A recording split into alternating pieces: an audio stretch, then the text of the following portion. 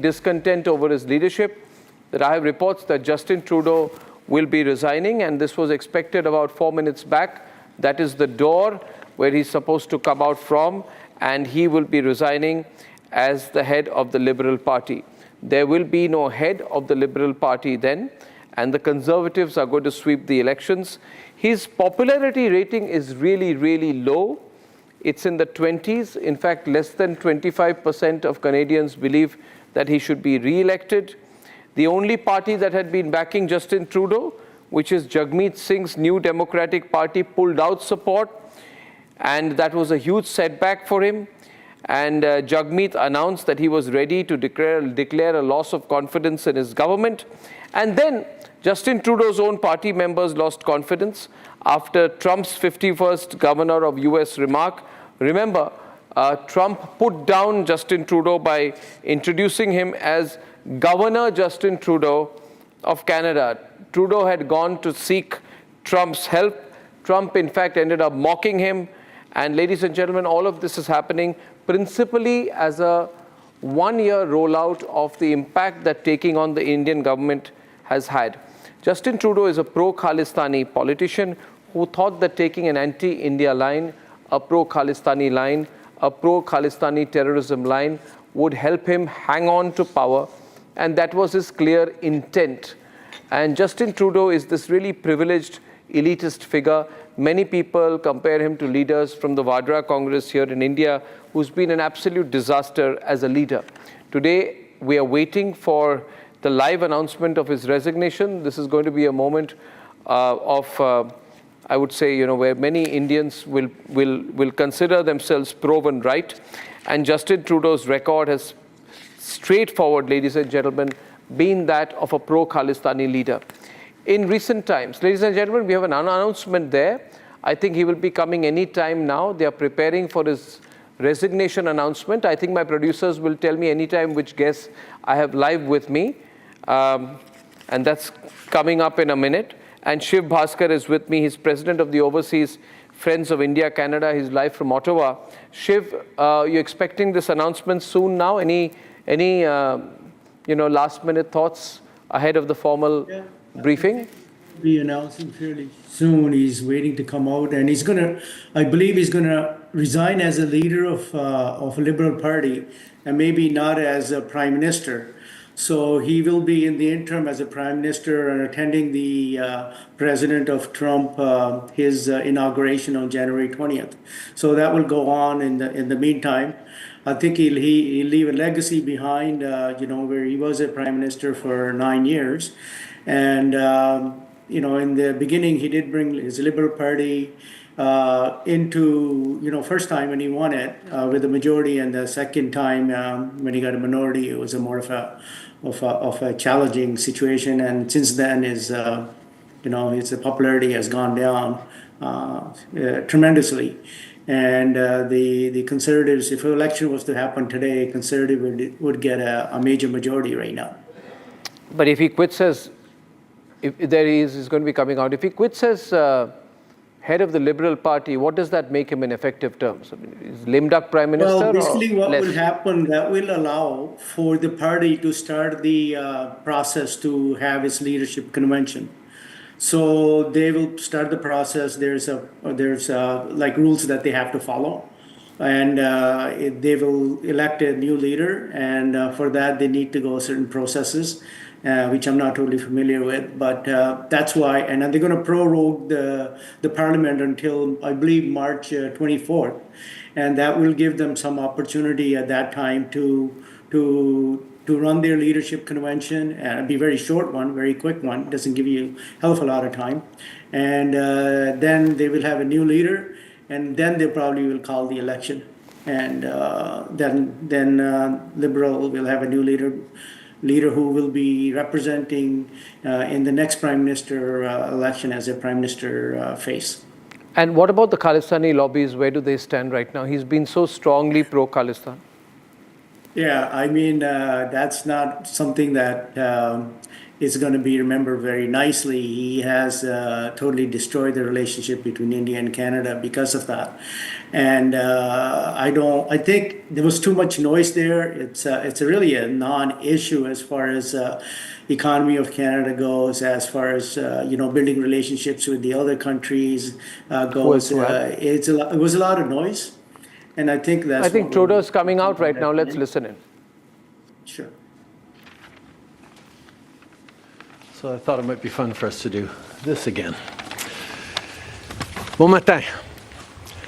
Every morning I've woken up as Prime Minister. I've been inspired by the resilience, the generosity, and the determination of Canadians. It is the driving force of every single day I have the privilege of serving in this office. That is why, since 2015, I've fought for this country, for you, to strengthen and grow the middle class. Why we rallied to support each other through the pandemic, to advance reconciliation, to defend free trade on this continent, to stand strong with Ukraine and our democracy, and to fight climate change and get our economy ready for the future. We are at a critical moment in the world. Mes chers Canadiens, à chaque matin, je me suis réveillé en tant que Premier ministre, inspiré par la résilience, la générosité et la détermination qui nous caractérisent si bien en tant que Canadiens. C'est ce qui me motive à chaque jour où j'ai le privilège de servir dans ce poste. C'est pourquoi, depuis 2015, je me suis battu pour ce pays, pour vous, pour renforcer la classe moyenne.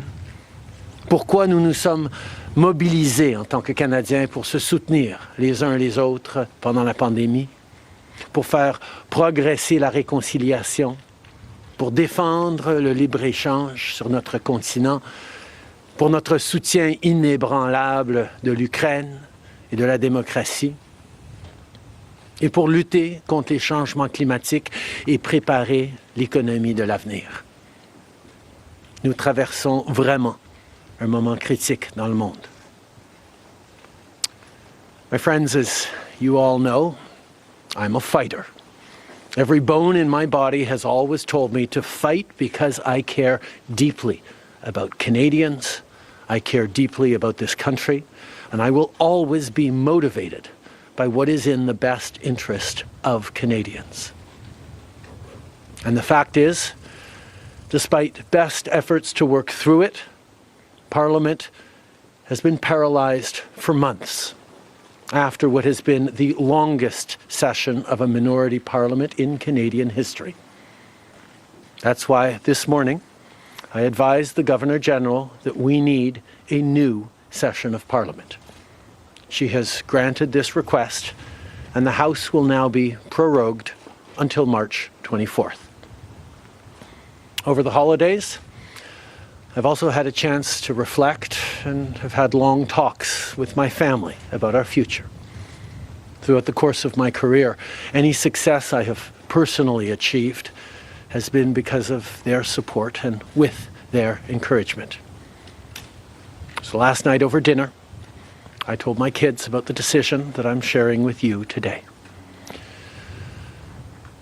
I intend to resign as party leader, as Prime Minister, after the party selects its next leader through a robust, nationwide, competitive process. Last night, I asked the President of the Liberal Party to begin that process. This country deserves a real choice in the next election, and it has become clear to me that if I'm having to fight internal battles, I cannot be the best option in that election. Mes chers amis, comme vous savez, je suis un fighter. Dans mon fort intérieur, je me suis toujours battu parce que je me soucie profondément des Canadiens.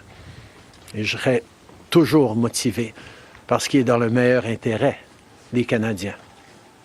Et le fait est que malgré tous les efforts déployés pour passer à travers, le Parlement est paralysé depuis des mois. après ce qui a été la plus longue session d'un Parlement minoritaire dans l'histoire de notre pays. C'est pourquoi ce matin, j'ai rencontré la gouverneure générale pour lui faire savoir que nous avions besoin d'une nouvelle session du Parlement. Elle a accédé à ma demande et la Chambre sera donc prorogée jusqu'au 24 mars. Pendant le temps des fêtes, j'ai également eu l'occasion de réfléchir et d'avoir de longues conversations avec ma famille quant à notre avenir. Tout au long de ma carrière, tout le succès que j'ai eu personnellement est dû à leur soutien et à leurs encouragements. Donc hier soir, au souper, j'ai partagé avec mes enfants la décision que je partage avec vous tous aujourd'hui. J'ai l'intention de démissionner de mon poste de chef du Parti libéral du Canada et de Premier ministre une fois que le parti aura choisi son prochain chef à l'issue d'un processus national, rigoureux et compétitif. Hier soir, j'ai demandé au président du parti de commencer les étapes nécessaires. Le pays mérite un choix clair et réel lors des prochaines élections. Il est devenu évident pour moi que si je dois me concentrer sur des batailles internes, je ne peux pas être la meilleure option lors de ces élections. Le Parti libéral du Canada est une institution importante dans l'histoire de notre grand pays et de notre démocratie. Un nouveau premier ministre et chef du parti portera les valeurs et les idées du Parti libéral dans la prochaine élection. J'ai hâte d'observer le déroulement de ce processus dans les mois à venir. Nous avons été élus pour la 3e fois en 2021 pour renforcer l'économie après la pandémie et faire progresser les intérêts du Canada dans un monde complexe. Et c'est exactement ce que je vais continuer à faire, ce que nous allons continuer à faire pour les Canadiens. The Liberal Party of Canada is an important institution in the history of our great country and democracy. A new Prime Minister and leader of the Liberal Party will carry its values and ideals into that next election. I'm excited to see the process unfold in the months ahead. We were elected for the 3rd time in 2021 to strengthen the economy post-pandemic and advance Canada's interests in a complicated world. And that is exactly the job that I and we will continue to do for Canadians. Merci beaucoup, mes amis.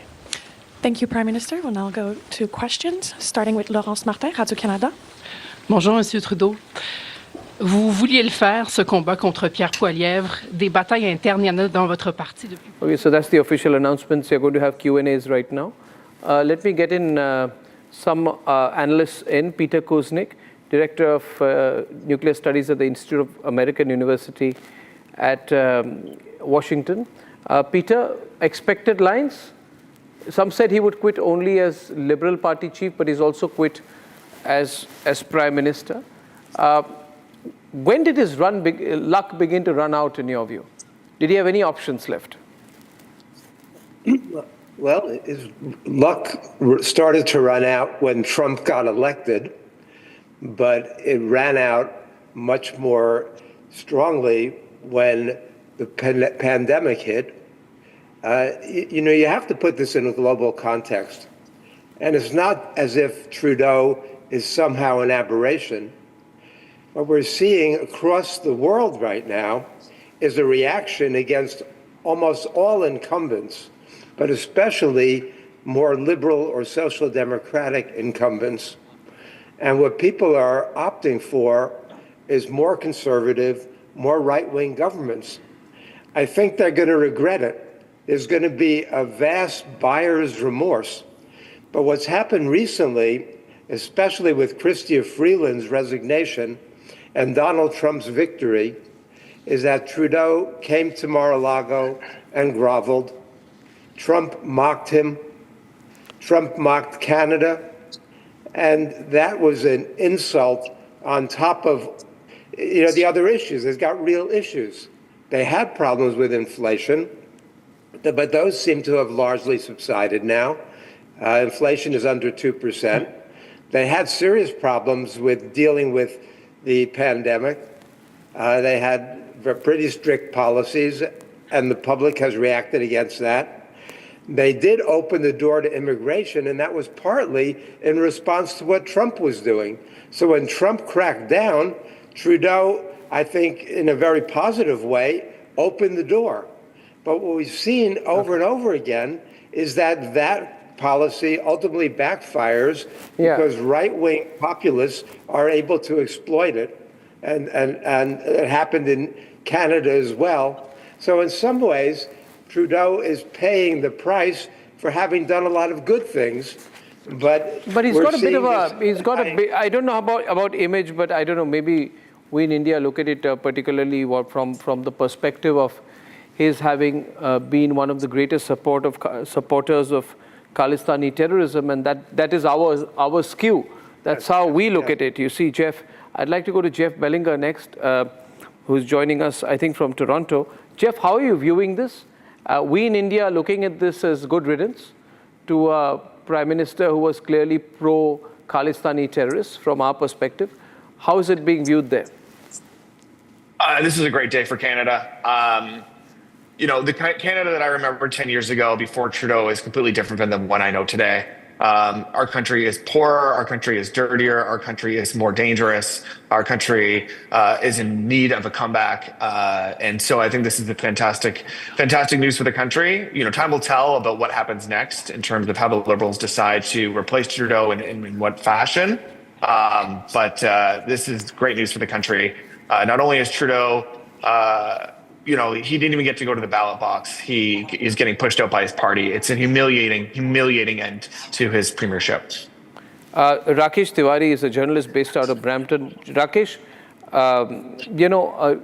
will this change the policy of the government or the Ottawa's policy regarding Khalistani groups? I will say it has started a bit prior to that. You can say that since last 2-3 years, his whole time period was like that. When you talk about the Khalistan, so the legitimate questions was raised by Indo-Canadian community, and he has disregarded it. His father was known for bringing the multiculturalism in 1984 and bringing the Charter of Rights. And so I will say the Indo-Canadians who are living in Canada, they are not only Indo-Canadians, and majority of the immigrants, they were siding with the Liberals up to a time. But this time, anybody and everybody is, as my previous person has said, that everybody is happy. Put it this way, this uncertainty is over now. Now we know that Justin Trudeau is, as is disliked by his own caucus member as well. So he was prolonging as much as possible. But I think he couldn't bear anymore. But I will totally agree with this point that 16th of December, when Chrystia Freeland, who was the Deputy Prime Minister, as well as the Finance Minister, she was known as Justin Trudeau's strongest hand. She was always by his side. And when he threw her away, that was his going down towards the hill. He's literally taken on everyone. I wonder who he is not taken on. In the last 16 months, we were calculating since he he became this irrational kind of person. He had a grudge against Prime Minister Narendra Modi, behaves very badly, made a lot of enemies, virtually took on every group out there. Anis Faruqi, how do you view this? Anis, he's a journalist based in Canada. Anis. Arnab, basically I agree with my friends that Canada is happy that Mr. Trudeau, who was not performing well, is no more. From Canadian point of view, it has nothing to do with any external factor of Khalistan or Modi ji or anything. Liberal Party was recently like a house of cards falling apart, and he was using what he perceived to be a battle with India. He was using it to position himself. On the foreign front, yes, but this is not the cause. No, from a political domestic is, front, I meant. Let me get Shiv on this. Wasn't he doing that, Shiv? Was Justin Trudeau not using his sort of fight with the Indian government, fight with Modi, to position himself to get Khalistani votes, to appeal to certain sections in Canada? Yeah, if you look at his foreign policy, I think he miserably failed with not only with India, but also with the China, and also with the United States, and also with Saudi Arabia. I mean, the relationships that we had previous to Justin Trudeau with those countries was much, much better. And then, for whatever reason, I don't think he understood the bigger things of the foreign relations, the international trade. And the funny thing is, Canada is a trading nation. We export almost 80% of everything we make. So that should be first. I don't think he put Canada first, and he started putting his personal, whatever, if he did like somebody, his personal interest first. And I think that was his downfall. And once he dug that hole, especially with respect to the Khalistani issue, he went further and further, and he didn't know how to get out of it. And that's made situation, not only like Canadians knew what he was doing, even the world didn't know what to expect from Canada and what their stand was. So this confusion actually hurt us in good standing all over the world, and also in relation to when we are negotiating trade agreements. I mean, a North American Free Trade Agreement was a great, great trade agreement. And then when he came in, when Trump was there first time, he opened it. And he squeezed out a lot of benefits in his favor.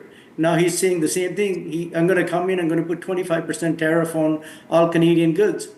And when Justin went to see him, and he referred to him as a governor, that's an insult. So I agree with what the panelists have said, is that this guy, as far as foreign policy went, international trade goes, it was not, beacon to be held up. He was probably the worst, I would say, prime minister as far as international trades went. Absolutely. Well, I think Rakesh wanted to come in there. I'm very keen, Rakesh, to get a sense of how this is going to be viewed by the Indian community in Canada. They will be in much more relief, I'll say that, because we were facing, our temple attacks, and, those people who appreciate India, they were proud of coming from India, and they are living here. So they are very, very happy in that way, because let me say that on 4th of June 2023, when late Prime Minister Indira Gandhi's whole thing, cargo was going on, and he has not condemned it, while his opposition leader, Pierre Poilievre, has condemned it. So Indian community is going to take, will be very, very happy, Indo-Canadians who are here. I will say that, since the beginning, his situation became a bit, I will say, imbalanced during the COVID period, because when he was giving the payment to all the Canadians. And even that time, I really thought about it, when in 2021, he has declared the midterm election. There was no need, he didn't get anything. Over $500 million Canadians has to pay for the midterm election for his own gain. And he was in another scandals too before about his minister. Plus, during the COVID period too, when he was giving the all the students, he was giving the money through his one of the business partner, you can say, where he was actually with the legal, I will say, framework. He was put in that way that he has a conflict of interest. His finance minister at that time, if I'm not wrong here, Bill Murrow, has resigned as well. And the organization where he got problems with the WIN, where his mother was going and giving the lectures, he has put, I think, if I'm not wrong, in $90 million or $100 million. That was the issue. But definitely, let me say that Indo-Canadian, or every Canadian, wherever I go, being in media, people say, Mr. Tiwari, when Justin Trudeau is going down, when Justin Trudeau is going down.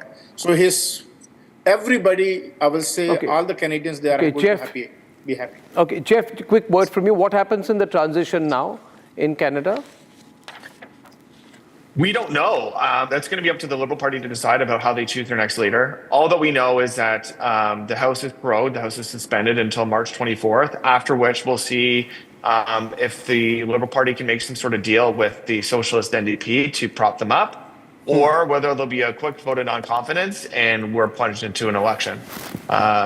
It's going to be up to the Liberal Party to decide how they choose their next leader. There's going to be lots of infighting. I think it's every step the Liberals take from here on in is a step into a rake.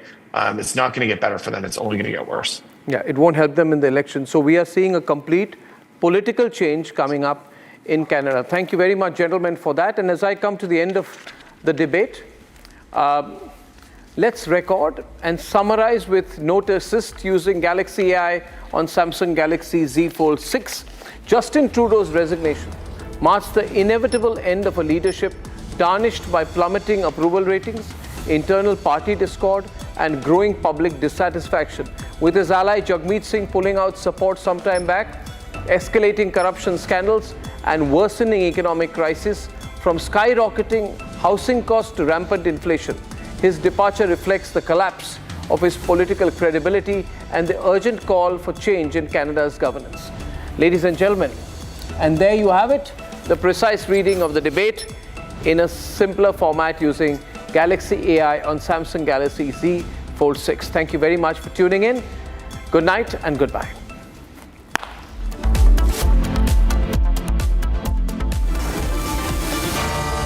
Arnab will be right back with the debate.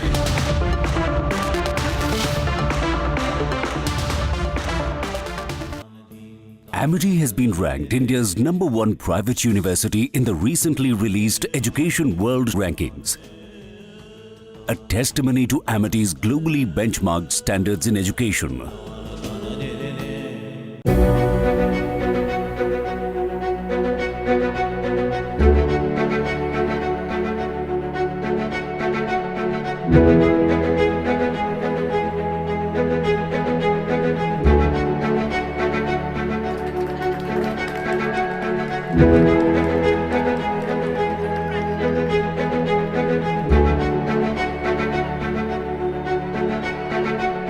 Thank you.